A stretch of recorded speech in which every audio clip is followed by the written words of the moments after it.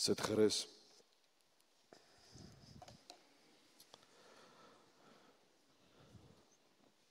Vanoggend is 'n bietjie anderster en jy gaan 'n paar ander goeters gebeur in vanoggend se diens, maar ons tema vanoggend is bly staande as getuies van Christus.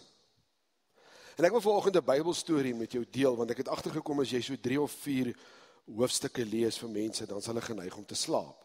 So ek gaan my bes probeer om dit vir jou maklik te maak. Ons sal nou by die skrif uitkom, verseker. Jy kan so lank oopmaak as jy wil by Daniël 3. Dis nou in die Ou Testament. Jy is baie welkom. Dit sal op die bord ook wees, maar dis in die Ou Testament. Dis een van die profete. Dink so. En jy is welkom om in Daniël 3 gaan ek die storie met jou deel en dan kan jy my volg en seker maak of ek op die regte plek op die regte bladsy is.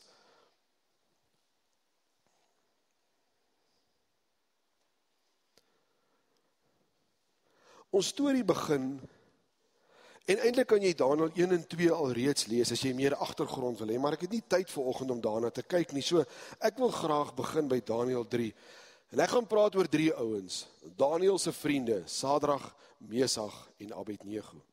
Ekskuus, is ek 'n bietjie vinnig?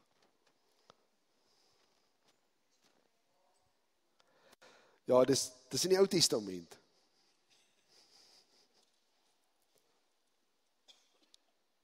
Vat julle tyd, daar is nie. As iemand wil hier staan, is Bybels op die verhoog op, sal hulle uitdeel vanoggend.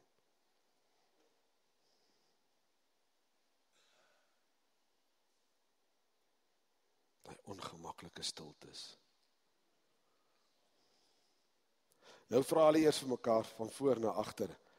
Oom Reiner, dis in die Ou Testament. Het hom, hoe het hom op die tablet, is almal nou by Daniël 3, kan ons nou begin? Nou maar goed, ons begin by Daniël 3. Vanoggend gaan dit gaan oor Daniël se 3 vriende, Sadrag, Mesach en Abednego.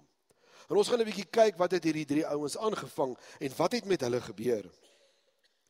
En die storie begin uit koning Nebukadneser het 'n droom uit die vorige hoofstuk gehad, en dit het na sy kop toe gegaan. Hy het regtig te veel van homself begin dink, en hy rig toe nou hierdie goue standbeeld op. Nou as jy gaan kyk, die Bybel sê dis 60 L, as jy die somme gaan maak, dan is dit so 30 meter, 'n gemiddelde selfoontoring in Suid-Afrika.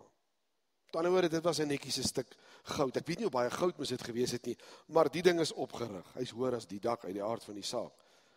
Maar hierdie koning gaan en hy sit hierdie standbeeld op, sodat almal hom kan sien. Dit was baie goud uit die aarde van die staak. En ek wil vir jou lees watter mense het hy nou ontbied, hoe belangrik was hierdie ding. Jy sal nie die woorde ergens kry daarso in Daniël 3. En die koning ontbied die volgende ouens. Hy bied die satrape, landvoogde, streekgouverneurs, raadgewers, stadmeesters, regters en amptenare. Al die belangrike mense in sy koninkryk, want hierdie ding gaan ingewy word. Hierdie stuk goud moet ons opgewonde oor raak. En so is dit. Dis 'n wydingsgeleentheid. Nou gaan hy verder en jy sal lees daar en sien, en toe maak hy die opdrag en hy sê, hier gaan 'n klomp instrumente wees wat gebruik gaan word. En hy sê, wanneer die horing, die rietfluit, die siter, die lier en die harp in harmonie, luister mooi, is baie belangrik, in harmonie musiek maak, moet jy neerval en jy moet hier die standbeeld aanbid. Is baie eenvoudig. Baie eenvoudige opdrag wat hierdie ou vir hulle gee is. Wanneer hierdie ding gebeur, en wie almal moet dit doen as jy na vers 4 kyk, alle volke, alle nasies, almal wat alle tale spreek, as jy hierdie ding hoor, los jy alles. Of jy skoolgoed was, of jy besig is om iets te doen, maak nie saak waarmee jy besig is nie, aan 'n kar te werk, enige ding wat jy doen, of jou seepie te kyk, jy los alles, grond toe, jy aanbid hierdie goue beeld. Dis die reël. En as jy dit nie doen nie, wat dan? Wel, hulle het toe nou vir hulle vuuroond daar, en hulle maak hierdie vuuroond warm, en as jy dit nie doen nie, word jy in die vuuroond gegooi, en dan brand jy dood. So kort en lank is, as jy dit nie doen wat daar vir jou gesê word nie, aan die einde van die dag, nou is die kamera aan, moet ek oorbegin. Sommer. Dis reg. Maar die probleem is, daar is 'n paar manne wat nie saamwerk nie. Daar is mos wel altyd iemand wat nie saamwerk nie, en daar word klagtes na die koning toe gebring, en sê vir die koning, maar hier is Joodse manne, wat nie saamwerk nie. Manne wat uit Judea uitkom, hulle werk nie saam nie, hulle buig nie. Hulle name is Sadrag, Mesach en Abednego. Hierdie 3 ouens, as die musiek speel, staan hulle. Hulle gaan nie grond toe nie. Hulle is daarna sy vriende. En die koning is woedend. Jy kan gaan lees, dit staan duidelik daar, sodat tot sy gesigsuitdrukking het verander, so kwaad is hy. En hy laat hulle roep. En hy sê wel, hy gaan vir hulle 'n tweede kans gee. 'n tweede kans gee om die regte ding te doen. Met ander woorde, ja, is vir julle 'n kans. Hy's nogal 'n baie toegewende koning. As julle nou hierdie keer voor die beeld neerval, dan sal ek julle nie doodmaak nie. En hulle staan nou voor die koning, en ek wil jy moet saam met my lees, Daniël 3 vanaf vers 16, wat het toe alles gebeur met hulle? Daniël 3 vers 16, Sadrag, Mesach en Abednego het geantwoord en vir koning Nebukadneser gesê, ons het nie nodig om oor hierdie saak aan u 'n antwoord te gee nie. Dit vat 'n man op 'n perd om vir 'n koning te sê, ek gaan nie na jou luister nie. Hoor wat sê hulle verder. As ons God wat ons dien, ons kan red uit die vlamme vuuroond uit u hand, o koning, sal hy ons red. Indien nie, laat dit dan aan u bekend wees, o koning, dat ons u gode nie sal dien nie, en nie aan die goue beeld wat u opgerig het, nie eer sal betoon nie. Ons baie reguit. Ons gaan nie saamwerk nie. Nebukadneser was toe buite homself van woede, en sy gesigsuitdrukking het verander teenoor Sadrag, Mesach en Abednego. Hy het daarop geantwoord deur beveel te gee dat die oond verhit moes word, 7 maal warmer as wat nodig is. Daar's baie van ons wat uit die Iskor uitkom. Ons weet wat se ding is 'n warm oond. Hy het manne, die sterkste manne in sy leer beveel om Sadrag, Mesach en Abednego van die vlamme vuuroond te gooi. Hierdie manne is toe met hulle klere aan, in hulle mantels, broeke en tulbande vasgebind en binne in die vlammende vuuroond gegooi. As gevolg van die streng opdrag van die koning en die oond wat uit die warmte verhit was, het die vlamme van die vuur daardie manne wat Sadrag, Mesach en Abednego opgetel het, doodgebrand. Maar hierdie 3 manne, Sadrag, Mesach en Abednego, het vasgebind binne in die vlamme vuuroond geval. Toe skrik koning Nebukadneser en spring verward op en vra sy raadsmanne, het ons nie die 3 manne binne in die vuuroond gegooi terwyl hulle vasgebind was nie? Hulle antwoord toe en sê vir die koning, ja, beslis, o koning. Waarop hy toe antwoord en sê, kyk, ek sien 4 manne los rondstap binne in die vuuroond en daar is geen letsel aan hulle nie. En die 4de se voorkoms is soos die van 'n Godseun. Ek wil daarso stop. Wat sê die Engelse Bybel?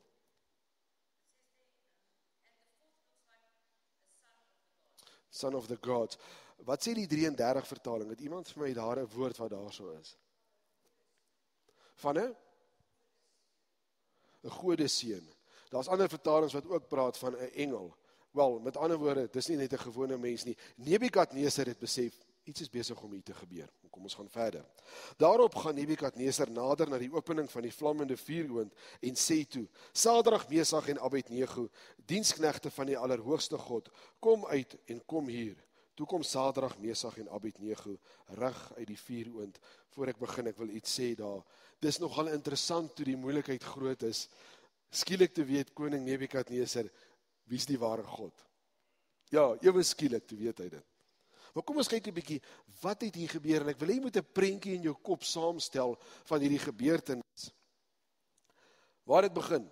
Almal moet neerval. Almal moet doen wat die koning sê. Wanneer daar musiek en harmonie is. So hierdie was nie net 'n geraas nie. Hier's musiek gemaak. En as jy na vanoggend luister, het ons musiek gemaak. En musiek roer mense hart aan. Met ander woorde, die musiek is gemaak, almal hoor hierdie musiek, is baie duidelik. En nou moet hulle neerval voor hierdie beeld. Sou jy kon regop staan? Sou jy gemaklik wees om alleen hier voor net te staan en iets vir iemand te sê? Die jong mense het my gesê, hulle sien nogal nie uit daarna om op die verhoog te kom nie, dis nie 'n hoë verhoog nie, maar sou jy die guts sê, ek wil die Engelse woord gebruik, om hier te kom staan, of voor mense te staan, of tussen duisende mense, alleen regop te staan, die musiek speel, maar sou jy die selfbeheersing hê, en weier om te aanbid? Want almal om jou doen dit. Jy was nou in die kerk, op 'n stadium het almal gestaan, toe sien jy vir al die besoekers, nou moet ons staan. En op 'n stadium toe het ons gaan sit, en toe sien jy, maar nou moet ons gaan sit. Want dit is die groep, dis hoe dit werk, as massa mense dieselfde ding doen, is ons geneig om dit te doen. Sadrag, Mesach en Abednego stel nie belang nie. En hoe maklik is dit vir my en jou, om eerder saam met die groep te gaan. Iemand het eendag vir my verduidelik, in die besigheidswêreld werk dit so, jy is redelik, as jy bestuurder is, jy is in die groep van die besigheid, en wat dan gebeur is, jy gaan op vakansie, en almal wat in die besigheid werk, veral in die groot korporatiewe plekke hier in die Valdriehoek, is soos in 'n kanaal, en almal gaan maar net aan. En dan wat gebeur met jou, as jy kom terug van vakansie af, en jy is weer vol energie, en dan is jy op die wal, en jy gaan in dieselfde rigting, maar jy is nie saam met die groep nie, maar jy is alleen, en dis nie 100 jaar wat jy afgetrek word, dan is jy maar weer tussen almal, en dan moet jy maar net die rigting hou. Dit vat 'n man op 'n perd, om aan die einde van die dag op 'n plek te kom, om teen die massa te gaan. Sadrag, Mesach en Abednego het besluit, ons gaan nie saam nie. Jy sou in die skrif gehoor het, hulle name word gedurig gebruik. Dis baie mooi, ek dink jy kan dit al amper self uitspreek. Maar wie was hulle? Jy het gehoor in die begin, dis Daniël se vriende, maar wat is hierdie ouens se agtergrond? As jy mooi gaan lees van Daniël 1 af, is, hulle was koninklike seuns, uit die stam van Juda uit, daarom is hulle Jode genoem. En koning Nebukadneser het Jerusalem aangeval, en hy het 'n klomp ballinge gevat, onder andere hierdie jong seuns, na sy land toe, na die land Babel toe, so nou sit hulle in 'n vreemde land, en hulle staan in diens van die koning, dis hulle werk, dis nou waarmee hulle besig is. Maar die ergste van alles is, hulle het Hebreëse name gehad, wat baie moeilik is om uit te spreek, jy kan maar gaan lees, en hulle name word verander na Babyloniese name, dis die eerste ding wat hulle oorkom.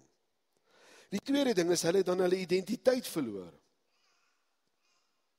en hulle is in moeilikheid, en wat sê hulle vir hierdie koning, ons het nie nodig om met jou te praat nie, jy het alles van ons afgestroof, en die manne is braaf. Dit is asof hulle vir hom die volgende sê in daai sinnetjie, jy het ons uit ons land uitgevat, is reg. Jy het ons uit ons plek van aanbidding gevat, uit Jerusalem waar die tempel is. Jy het gegaan en jy het ons name verander. Jy het ons geforseer om in die paleis te werk, jy het alles gevat wat ons het van ons identiteit. Maar jy sal nie ons aanbidding tot ons God vat nie, daar's nie manier nie. Dis wat hulle in die sinnetjie vir hom einde gesê het, in sy gesig. Met ander woorde, Nebukadneser, maak wat jy wil. Maak net soos jy wil. Jy sal sien, daar's 'n stukkie sarkasme daarin. Maak net soos wat jy wil. Ons het nog net een ding om te verloor, en dis ons verhouding met God. Ons gaan dit nie prysgee nie. Dis die situasie waarin hulle gesit het. Hy gaan nie tussen hulle en hulle God kom nie. Ek weet nie van jou nie, maar was jy al op 'n plek in jou lewe wat jy feitelik alles verloor het? Ek was al daar, as my gesin. Nie tyd vir die storie nie, maar as jy daaronder is jy alleen. Baie alleen.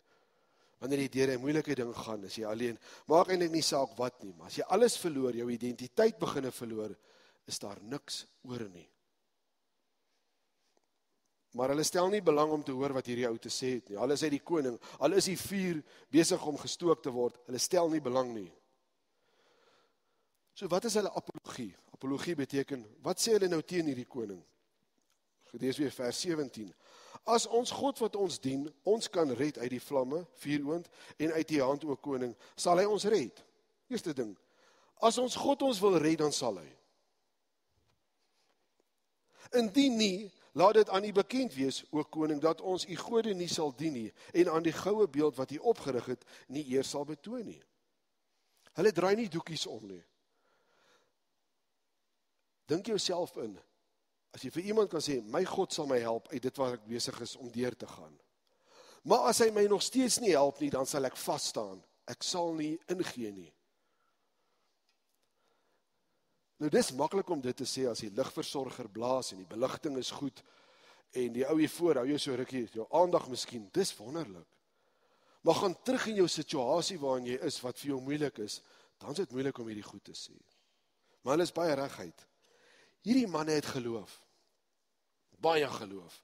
Want wat gebeur is, ons God sal ons red. Maar as hy dit nie doen nie, want vandag is dit nie sy plan nie, dan is dit ook goed, maar ons sal nie buig nie. Dis 'n moeilike vraag om te vra. Hulle is nie bang nie. Nou kan jy vanoggend hierso sit en vir my vra nou, wat het dit nou vanoggend met my te doen en met die belydenis ding wat ons gaan vanoggend doen? Waarvan help party mense nie eens mooi verstaan nie, maar ek sal dit nou verduidelik. Kom ons vat 175 jaar voor Christus hierdie gebeurtenis en kom ons skuif hom na 2025 hier in Vanderbijl. Ons vat daardie gebeurtenis en ons maak hom modern. En ons verander hierdie dorp se naam, want dit is nou Babylonië met koning Nebukadneser, na Vanderbijlonië. Dit sal ook 'n naam wees. So nou bly ons in Vanderbijlonië. Ons is uitgevoer uit ons land waar ons hoort. Ons is nou hier. En ons verander 'n ander ding. In Babylonië was dit koning Nebukadneser en vandag is dit die duiwel of die Satan. Hy het die opdrag gegee. En kom ons verander die beeld wat gemaak is in die Babyloniese tyd vandag na die beeld wat ons wêreld vir ons skep. En kom ons gaan verder, die massas mense wat voor die beeld gebuig het, kom ons maak dit die massas mense om ons, wat ons elke dag mee saam is. En laastens, kom ons vat vir Sadrag, Mesach, het ek het nou reg gesê, Sadrag, Mesach en Abednego, en ons verander hulle en dis ek en jy. Nou verander die prentjie heeltemal. Dis waar ek en jy nou sit vanoggend. Kom ons kyk 'n bietjie wat gaan dan gebeur. Want nou speel hierdie storie af in ons tyd. En net soos koning Nebukadneser 'n opdrag gegee het om hierdie mense op die verkeerde pad te sit, wie gee vir my en jou die meeste opdragte om die verkeerde goed te doen? Die Satan, die duiwel. Ek gee hom nie krediet nie, verstaan my baie mooi. Maar hy is die vader van die leuen. Hy het nogal 'n plan altyd met my en jou. Want hy is baie keer geneig om 'n sekere persepsie in my en jou kop te sit. En wat gebeur dan? Dan het ons 'n beeld van hoe ons moet wees. En hierdie ander kant was 'n goue beeld. In vandag se moderne wêreld moet ek en jy 'n sekere beeld hê, 'n sekere persepsie hê. Want dis hoe ek moet lyk.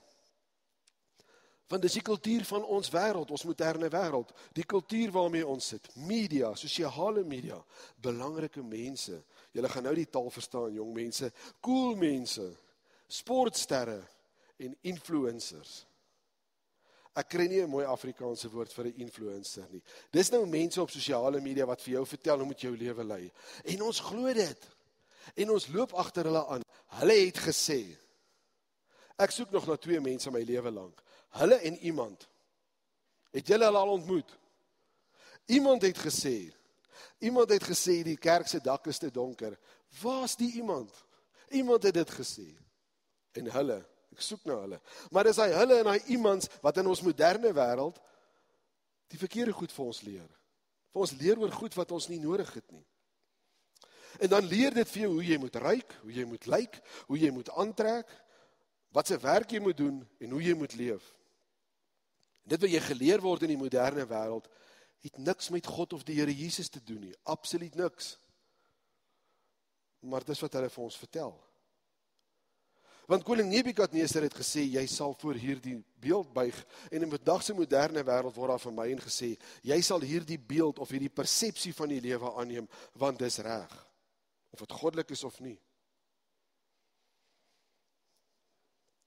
So die vraag is, wat gaan ek en jy maak? Is ek en jy bereid om saam met die massas in vandag se wêreld te buig? Te buig en te soog onder hierdie goed, en glo my, ons almal is hier, ons almal is mens, dis nie maklik nie. Dis nie maklik om staande te bly nie. Is ek en jy bereid om eerder te gaan, as ons die musiek hoor van die wêreld, ek praat hier van letterlike musiek, die geraas van die wêreld, al is dit harmonie, al is daar hierdie harmonie geraas, hierdie buzz wat besig is om te gebeur in die moderne wêreld, gaan ek en jy die oomblik as ons hierdie goeters hoor, die knie buig. Want harmonie musiek is lekker. Die wêreld wat hy my en jou vertel is lekker, en dis maklik om dit te hê. Hoor wat sê Romeine 8 vers 29, want hy het hulle wat hy reeds tevore geken het, ook vooruit bestem, om gelykvormig aan die beeld van Jesus te word. Dis die persepsie wat ek en jy nodig het. die beeld van Jesus Christus. Ek en jy moet begin lyk soos Jesus. Ek en jy moet op 'n plek kom waar ons die Nebukadnesers in ons lewens los. Op 'n plek kom waar ek en jy opstaan teen die Nebukadnesers in ons lewe met hulle goue standbeelde en sê, ek het genoeg gehad. Is dit maklik? Nee. Dis moeilik, nee. En dan, jou ander probleem is, jy moet nou nog opstaan teen hierdie moeilike dinge in die lewe, en dan sit jy nou nog met jouself ook. Ons kan nog daaroor ook 'n uur praat. Met jouself en jou eie idees en jou eie planne, wat nie God se planne is nie. Maar die punt is, kan ek en jy opstaan teen die Nebukadnesers van die wêreld? Ek wil saamvat. 3 manne het opgestaan vir wat reg is. Was in 'n vreemde land, met 'n vreemde taal, wat hulle dalk moes gespraat het, ek sal nie weet nie. Hulle kon nie meer hulle godsdienst beoefen nie. Maar hulle het staande gebly. En nou wil ek in hierdie rigting van die kerk kyk vanoggend. Vir julle 4 jong mense, wat vanoggend gaan staan en dis sê, maar dis waarin ek glo. Dis wat jy gaan doen vanoggend. Jy gaan getuig oor wie en wat jy is, maar nie net julle 4 nie, die res van die gemeente. Elkeen van ek en jy moet dit doen. En al het ek en jy niks meer oor in die lewe nie, wat ons meet, aan die einde van die dag gaan dit oor God. Is ek en jy bereid om ons lewens te verloor as dit gaan oor God? Ons is baie gelukkig op die plek waar ons is in die wêreld, om die Here te mag bedien, te aanbid, om die Here te ken. Ons kan met sosiale media, ons tegnologie, dit is soveel makliker vir ons. Of gaan ek en jy houe vat, en die teen die Nebukadnesers intree, en nie buig voor hierdie beelde nie. Want 'n wedergebore kind is iemand wat sal staande bly as 'n getuie van die Here Jesus Christus. Amen. Kom ons bid saam.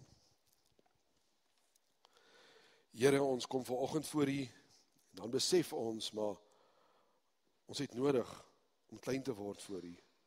Ons besef vanoggend, maar ons het energie nodig om staande te bly. Ons het nodig dat U saam met ons is, elke tree wat ons gaan.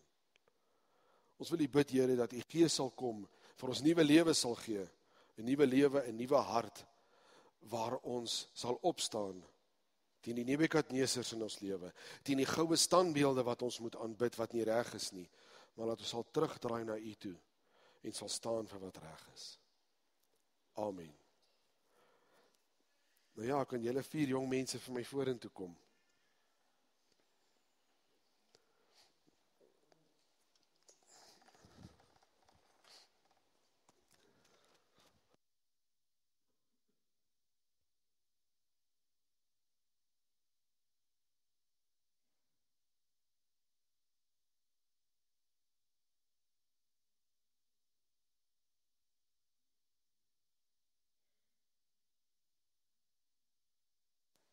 As my remote. Vriende, ek het 'n wonderlike pad saam met hierdie 4 mense gestap. Dit was 'n ongelooflike pad. En dit was lekker omdat dit 'n klein groepie is om persoonlik met mekaar in mekaar se spasie te wees. En ek het hulle gevra, en ek het ook hulle my gevra om net vir julle te sê, wat het die jaar vir hulle beteken?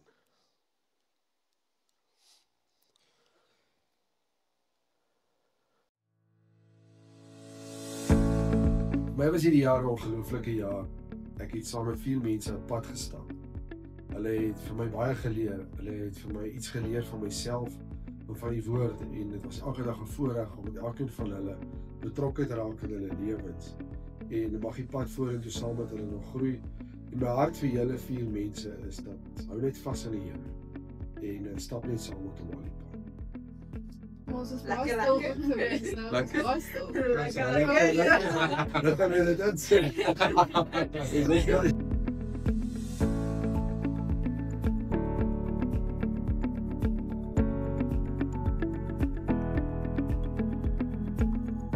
So Jason, ek het 'n vraag vir jou. Wat het hierdie jaar vir jou beteken? Ons het baie geleer hierdie jaar as 'n groep, en om nader aan die Here te kom was maklik gestel, en die journey was vir ons uitgelê. So ek sou sê ek het geleer hoe mens nader kom aan God, hoe jy nader beweeg, jou aksies wat jy doen en ja, die mense saam wie jy dit wil doen. Dit het 'n groot invloed daarop. Ons sê.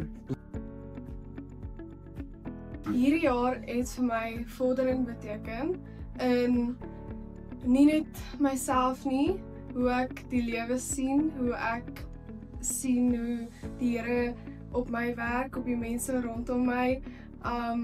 Daar's nog baie om te doen, maar daar is al soveel gedoen. So ja, definitief vordering.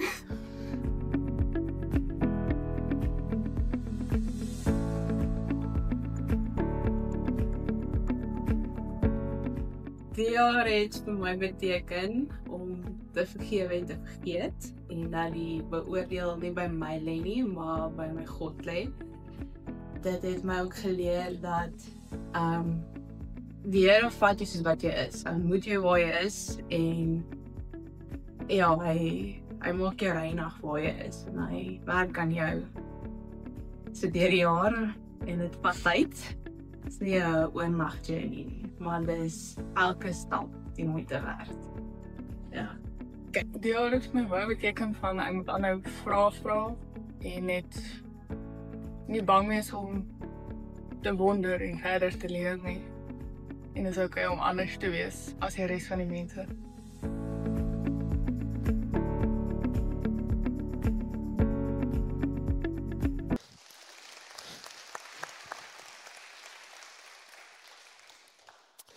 Kan die aanbiddingsspan asseblief vir my julle plekke kom inneem?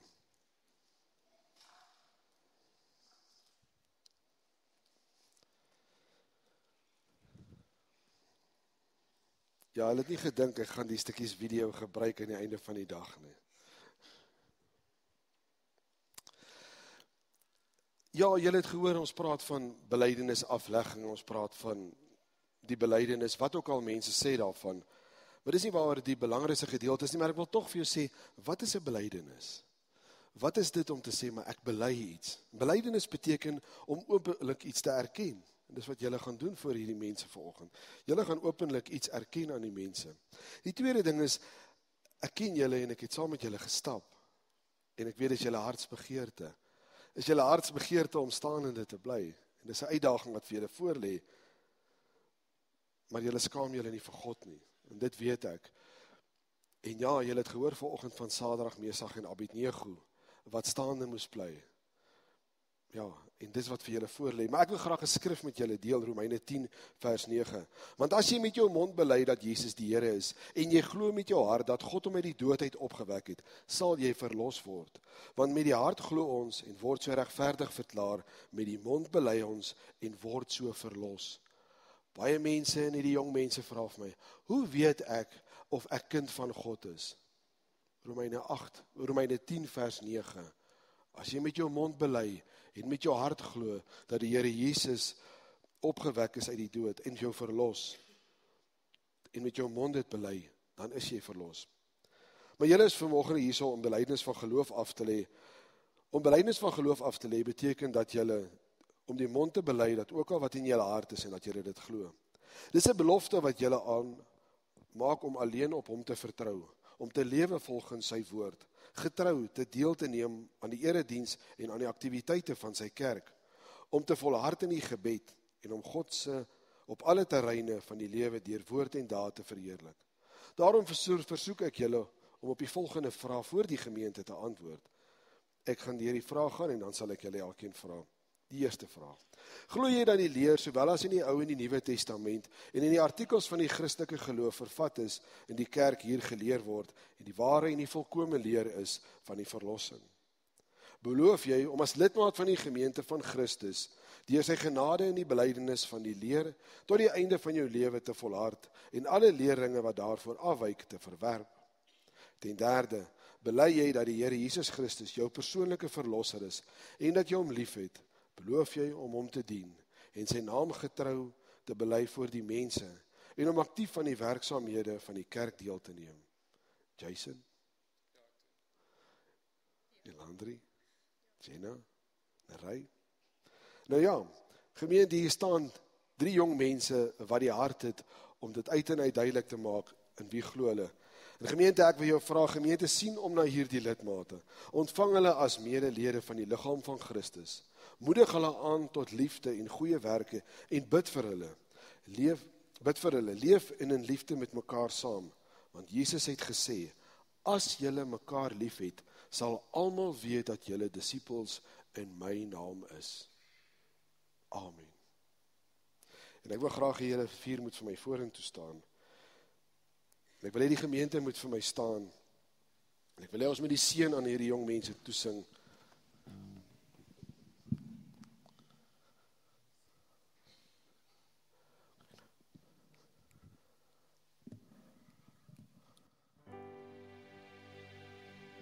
Die van julle wat wil, kan julle hande uitstrek na hulle om hulle te seën. Die Here seën jou en bewaar jou, skyn sy aangesig oor jou, mag hy genade bewys. Die Here draai sy gesig na jou, mag hy jou vrede gee.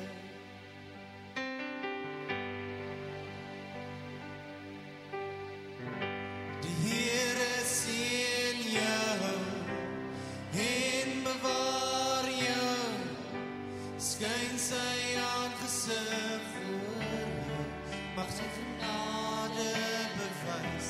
Die Here draai sy gesig na jou, mag hy jou vrede gee.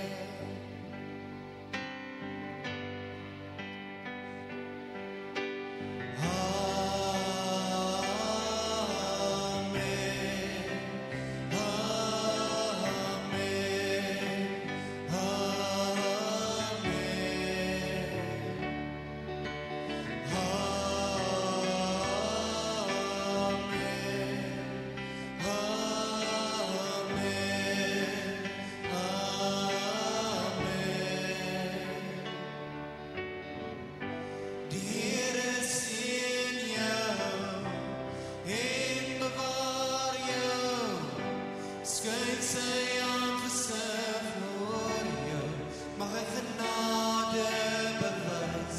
Die Here draai sy gesig na jou, mag hy jou vrede gee.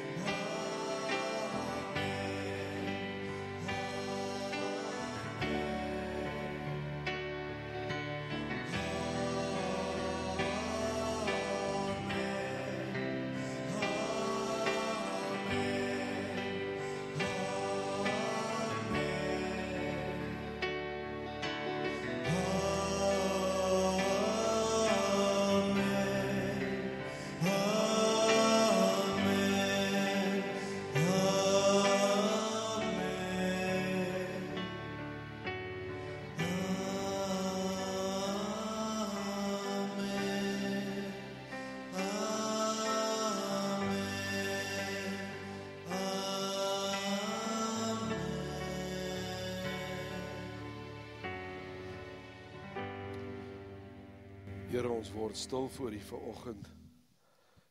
En ons hart vanoggend is dat U sal kom en hierdie jong mense sal seën. Sal seën op hulle pad wat vir hulle voorlê. Hulle in U hand sal vashou. Dat hulle U Gees meer en meer sal ervaar. En sal besef, maar alles gaan oor U, nie oor ons nie. Ek wil U bid, Here, dat U hulle sal sterk maak. En wanneer dit tyd is om regop te staan as getuies van God, wat almal neerval om hulle sal bly staan, dat daar nie vrees by hulle sal wees nie. Ja, Here, dat hulle U sal ervaar elke oomblik. Ons dankie vir U goedheid en U guns. Ons dankie dat U saam met elkeen van ons stap. Ja, Here, dat U ons hande vashou in dit wat ons doen. Ons gebed is dat U ons sal krag gee, dat U by ons sal wees, dat ons elkeen sal lei op die pad wat vir U aanneemlik is. Want ja, Here, sonder U is alles vir ons niks. Amen.